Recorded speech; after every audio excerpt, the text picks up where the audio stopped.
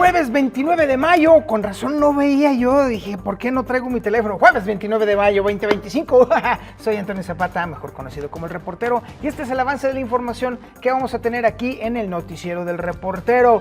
Pues ahora sí que el Instituto Nacional Electoral se está encomendando, ya no a todos los santos, a Santa Morena. ¿Sabe por qué? Porque más les vale que haya algo de audiencia en esta próxima elección judicial, porque todos los pronósticos indican que va a estar jodido. ¿Y a quién creen que le van a echar la culpa? Exactamente. Oiga, el proceso electoral en Durango y en Veracruz se está poniendo, pero en serio, perro, ¿eh? Ahí sí no se andan con fregaderas, le estaremos platicando ya los detalles y las víctimas que se van acumulando en este proceso electoral en estos estados. Y pues bueno, si usted es amigo Godín allá en la Ciudad de México, pues váyase preparando porque la cosa se va a poner todavía mucho peor. En los estertores agónicos del CENTE, los únicos paganos son precisamente los capitalinos. Y precisamente a colación de todo esto, pues ya Claudia Sheinbaum anunció en dónde va a votar este próximo domingo, y el asunto radica en que donde eligió votar, o donde debe de votar en este caso, está cerquititititita de donde están precisamente los maestros de la CENTE. ¡Ay! Se va a poner perro ese asunto, ya le puedo estar platicando. Oiga, ya Noroñita ya se pasó de chilletas, ¿se acuerda usted del anuncio de Lagrimitas Lili Ledi? Pues este animal está mucho peor, ya le estaremos platicando ahora en qué mendigo relajo se metió. ¿Y qué cree? Que se le cae el viaducto a David Monreal antes de construirlo. Haga usted el favor, una derrota fuerte para uno de los Monreal, ya le estaremos platicando cuál es el detalle de todo esto. Yo soy Antonio Zapata y esto es el noticiero del Reportero.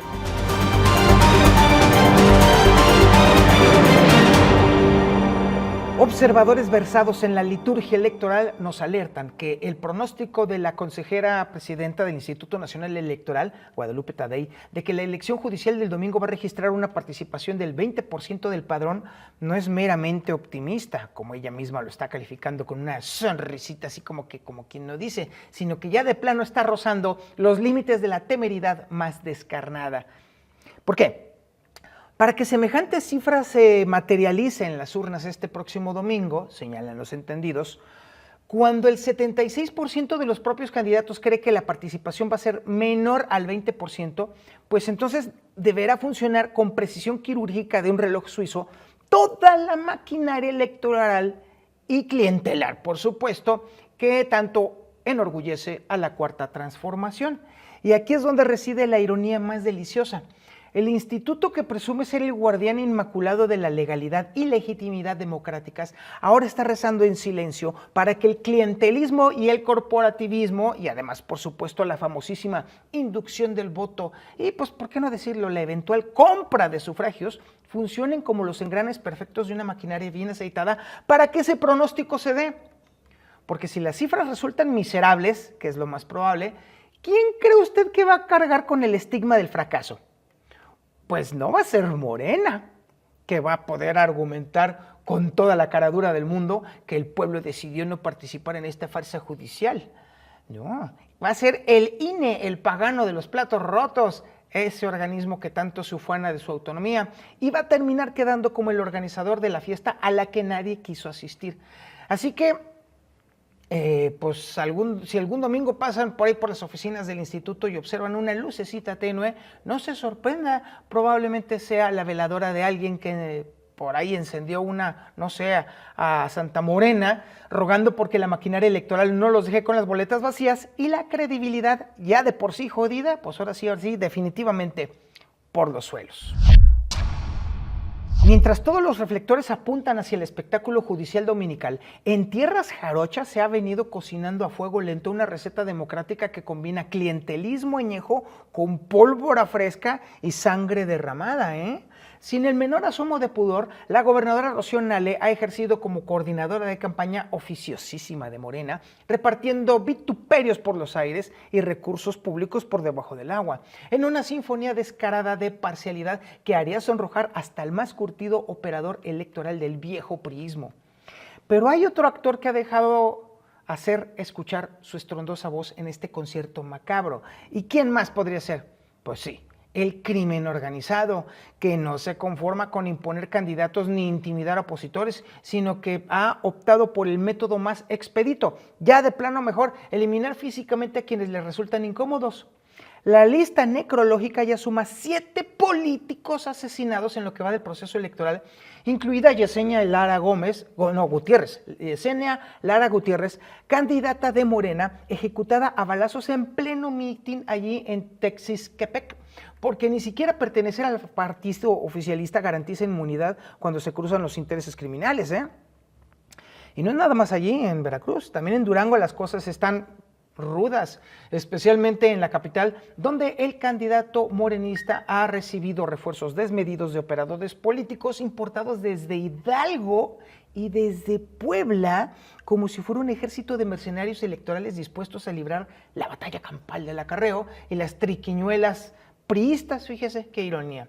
Se prevé un choque de trenes de maña contra maña que promete dejar más víctimas que una riña de gallos clandestina. La del domingo en Veracruz pinta para ser más que una elección, un carnaval de inmundicia democrática donde el rey Momo va a ser sustituido por el rey feo de la violencia y donde las máscaras no van a ser de papel maché, sino de impunidad y terror. Pero bueno, ojalá que este carnaval sangriento no termine siendo el epitafio de lo poco que queda en la civilidad política en tierras mexicanas, ya sea en tierras jarochas o allá en el norte, en Durango. Hoy amaneció nubladito para los capitalinos, pero no precisamente por el pronóstico meteorológico. De nuevo amenaza a la Ciudad de México la tormenta perfecta de los bloqueos magisteriales de la CENTE, que tienen de cabeza a la capital con la misma persistencia con la que un perro está ladre y ladre y ladre a la luna. El perro de mis vecinos, para empezar. O sea, inútilmente, pero sin parar nunca jamás. Sigue llamando poderosamente la atención la pasividad olímpica de las autoridades federales y capitalinas frente al desastre urbano que han causado estos pedagogos de la paralización en vialidades, movilidad, economía y hasta niveles de contaminación. Para eso sí son buenos. Los bloqueos en Paseo de la Reforma, en Circuito Interior y en el centro histórico han llevado la molestia ciudadana y la indignación a niveles que habrían hecho palidecer de envidia a los termómetros de agosto. Ayer, tras semanas de sordos diálogos, hubo por fin un encuentro entre el gobierno y la CENTE, donde funcionarios federales ofrecieron congelar la edad de jubilación y dieron alternativas tibias a la exigencia de derogar la reforma de pensiones del ISSSTE del 2007. Los líderes magisteriales rechazaron las ofertas con el desdén de un crítico gastronómico ante un plato de frijoles refritos. El descontento ciudadano crece como espuma de cerveza mal servida y será un ingrediente más en el cóctel amargo del rechazo hacia la elección judicial dominical. Poner un alto a este tipo de manifestaciones no debería de ser cosa de represión policíaca, no, tampoco estoy diciendo eso. Sería más bien un tema de, no sé, comprensión elemental y empatía básica con los capitalinos, que son los que pagan los impuestos, que subsidian el funcionamiento de la ciudad y también el funcionamiento de estas protestas, faltaba más. Pero no, ahora resulta que la convierten en un rehén de caprichos gremiales y también de incapacidad gubernamental, por supuesto. Lástima que esa sensibilidad no parece verse por ningún lado en las autoridades que prefieren contemplar el caos desde la comodidad de sus oficinas climatizadas y mientras tanto ahí van caminando nuestros gloriosos godines porque pues definitivamente ya ni siquiera en metro se puede. Ya es imposible vivir ahorita en este momento en la Ciudad de México. Y en el marco precisamente de las protestas de la CENTE, nos andan comentando por ahí que hay quienes no quieren ser sorprendidos por segunda vez en este desmadre precisamente. Y esos son los miembros del equipo de seguridad de la presidenta Claudia Sheinbaum, quienes aún no se recuperan del susto provocado por los pedagogos insurrectos que la semana pasada convirtieron Palacio Nacional en zona de guerra.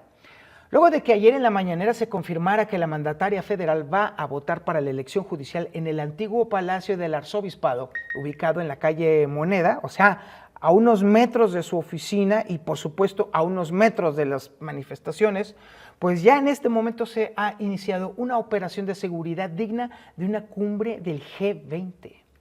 El panorama es tan desolador como previsible. El plantón de la CENTE permanece enquistado a metros del lugar donde la presidenta va a emitir su sufragio democrático y los estrategas de seguridad están temblando ante la posibilidad de que los maestros quieran repetir el numerito de la semana pasada cuando bloquearon todos los accesos a Palacio Nacional y le pusieron salsa picante a la mañanera presidencial. Digo, no vaya a ser que en pleno ejercicio democrático, entre comillas, por supuesto, los autodenominados defensores de la educación pública decidan dar una cátedra de intolerancia frente a las cámaras. El operativo, y por ahí ya nos adelantaron, por supuesto que sí, va a tener un despliegue de docenas de policías capitalinos y militares que van a resguardar los accesos de la calle Moneda con el celo de quienes protegen las joyas de la corona. Y la ironía está, pues obviamente, más que servida. La presidenta que llegó al poder prometiendo que la democracia no se defendería con tanques, ahora necesita un ejército de uniformados para poder ejercer su derecho al voto sin que los maestros de la CENTE le conviertan su paseo dominical en un episodio de Ciudadano bajo fuego. Así las cosas, el domingo no solo vamos a elegir jueces, sino que también veremos si la democracia mexicana necesita un chalequito antibalas de perdido nada más para ir a votar. ¿Se acuerda usted de la muñequita Lagrimitas de la marca extinta Lili Ledy? Yo ya hasta me acuerdo todavía de la música. Llora y mueve sus manitas. Pues haga de cuenta que este idiota es el nuevo Lagrimitas Lili Ledy.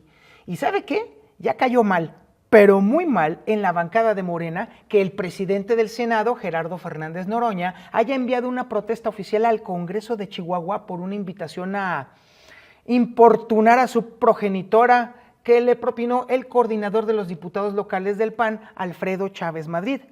Senadores morenistas, ojo con ese dato, consideran que lo correcto hubiera sido que Fernández Noroña mandara su carta de queja a título personal y no utilizando el membrete dorado de la presidencia de la mesa directiva, porque ya convirtió el asunto en convirtió un berrinche personal en posición oficial de todo el Senado de la República. Y hay que decirlo, no faltará el senador que sí aguante las mentadas de madre, no como este estúpido que ya no aguanta nada. Nos recuerdan que este mismo mes el presidente del Senado utilizó los recursos públicos de la mesa directiva para montar un espectáculo mediático donde un ciudadano le ofreció una disculpa pública por haberlo increpado en el aeropuerto, lo que fue mal visto por muchos de sus propios colegas en la Cámara Alta y, por supuesto, más aquellos que están autodenominados como parte de la Cuarta Transformación. La escenificación en el Senado, transmitida por redes sociales oficiales y con toda la parafernalia institucional, fue considerada por propios extraños como un abuso de poder que convirtió la sede del Poder Legislativo en un tribunal de desagravios personales. El problema de fondo es que Noroña confunde sistemáticamente su investidura pública con su ego privado, utilizando los recursos del Estado para dirimir ofensas que cualquier mortal resolvería en el ámbito personal o simple y sencillamente aguantando, siendo un poquito maduros, cosa que este estúpido no para nada. Sus correligionarios comienzan ya a murmurar que tanta sensibilidad epidérmica y tanto protagonismo barato no solamente están desgastando la imagen del Senado, sino que además están convirtiendo cada agravio personal en crisis institucional.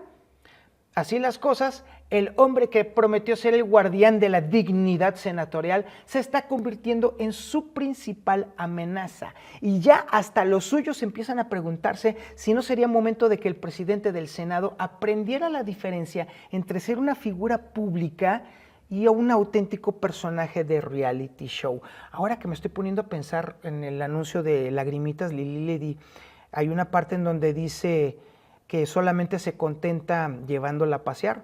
Ahí sí, páguele un boleto VIP y sí se va a contentar, pero en donde sí tuerce la puerca al rabo es en a bañarse, porque este güey no se baña, ni se bañará. El viaducto elevado de Zacatecas acaba de convertirse en la primera obra pública que logró derrumbarse sin haber sido construida jamás. Una proeza de ingeniería política que seguramente estudiará la posteridad con fascinación morbosa. El gobierno de David Monreal informó que el proyecto fue cancelado debido a la corrupción de los jueces, que habían otorgado 9 suspensiones judiciales, culpando así al Poder Judicial de echar por tierra su obra insignia. pero muchos observadores que viven allá en Zacatecas y que por supuesto le pasaron chisme acá al reportero, creen que también el llamado segundo piso cayó metafóricamente hablando por su propio peso político, su propio peso económico y por supuesto la evidencia técnica. Además de costosísima, con un precio de 3,650 millones de pesos, era una obra inviable desde su concepción por los daños irreversibles que provocaría al medio ambiente y al patrimonio arquitectónico de la ciudad zacatecana, declarada, por cierto, Patrimonio Mundial por la UNESCO. Y además también porque esta obrototototota tenía escasísimos beneficios viales previstos. El proyecto, nos platicaron fuentes cercanas al proceso, estaba viciado desde el origen, pues el contrato se entregó mediante una licitación muy cuestionada al empresario tabasqueño, ojo con el dato, Alejandro Feliciano Calzada Prats, que es, por cierto, no vaya usted a saberlo, pero ahí le va, es hijo del conocido operador político priista Feliciano Calzada Padrón, que está vinculado históricamente con Roberto Madrazo Pintado y es además beneficiario de múltiples contratos federales. Ahí se lo dejo de tarea. Hay quienes ven en la cancelación una severa derrota política para el gobernador Monreal, pues se trataba de su obra insignia, prácticamente el monumento faraónico con el que pretendía dejar huella en la historia zacatecana. Y el asunto, déjeme decirle que no se ha terminado todavía, pues ya se están alistando denuncias penales y administrativas en contra de sus promotores por el manejo irregular de recursos públicos. El gobierno estatal, por su parte, anunció la terminación anticipada del contrato con la empresa HICSA, pero los fantasmas de la licitación express y los vínculos políticos del contratista prometen perseguir a Monreal hasta el final de su sexenio. Así que está bueno el chisme, ¿eh? Pendientes quedan las explicaciones y las explicaciones por rendir, o más bien, ¿cuáles explicaciones? Las cuentas por rendir, a ver si le salen a Davidcito.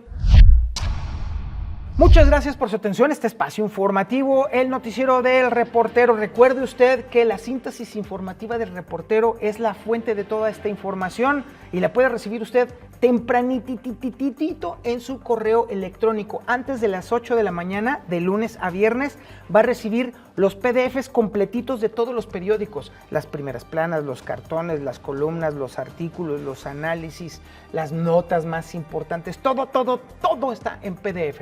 Aparte, junto con esa síntesis en PDF, también usted va a recibir un análisis de las columnas, los artículos y los trascendidos que se puede echar usted en menos de 8 minutos. Y si no dispone usted de esos 8 minutos, aparte le mandamos un podcast que resume y comprime toda esa información para que usted prácticamente llegando a la oficina se la sepa de todas y sea el centro de la atención de toda la oficina. Faltaba más. Chéquesela. Ya están los vínculos para que usted se suscriba a su correo electrónico, se meta a la versión premium y disfrute usted de la mejor síntesis de México. No es por presumir, pero sí lo es. Muchas gracias, soy Antonio Zapata, pórtese mal, cuídese bien y niéguelo todo.